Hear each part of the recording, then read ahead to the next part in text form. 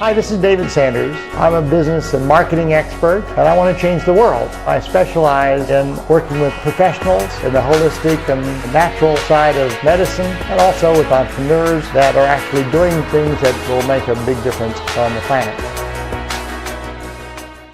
Big mistake number 5 of the common survey mistakes is not getting an adequate number of respondents, people answering the survey, for your purposes. And this actually errs on both directions. I've seen some people who would not do a survey because they couldn't get at least a couple hundred people surveyed, so why even try? And I've seen other people go around and ask 3 staff members what they think, and then put out a $50,000 campaign based on those 3 opinions. Haven't you?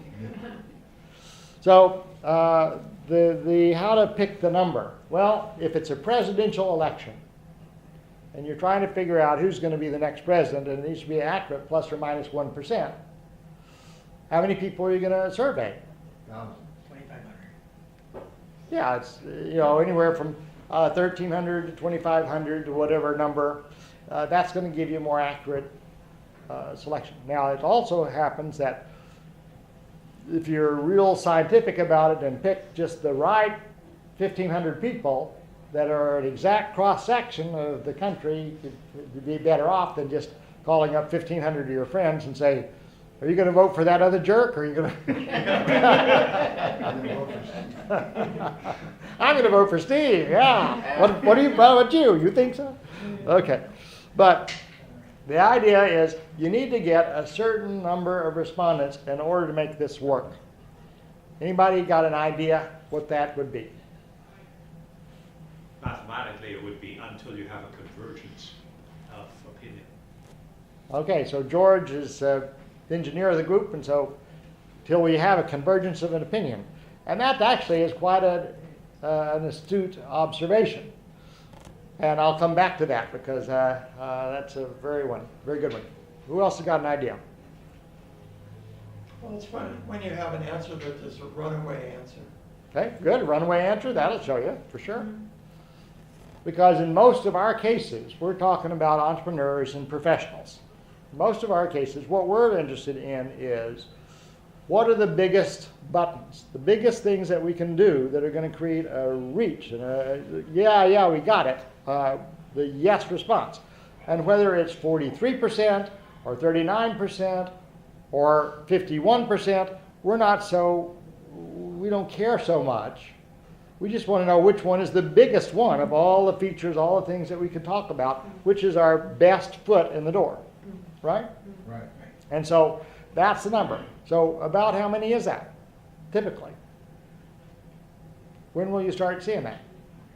50 to 100. 50 to 100 is a fairly safe answer. Mm-hmm.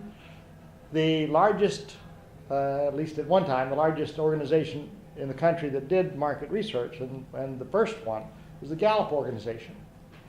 And I called them up and actually priced out a survey one time with them. Do you know what their base number is? No. Their base number is 30. Wow. You know what they charge for a 30-person survey? Of course, this is many years ago. The prices have probably increased. $269,000.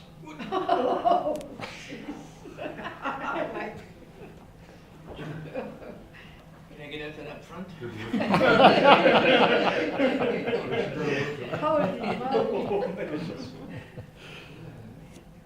So don't get the feeling that you must have this huge number necessarily to produce the result you're looking for.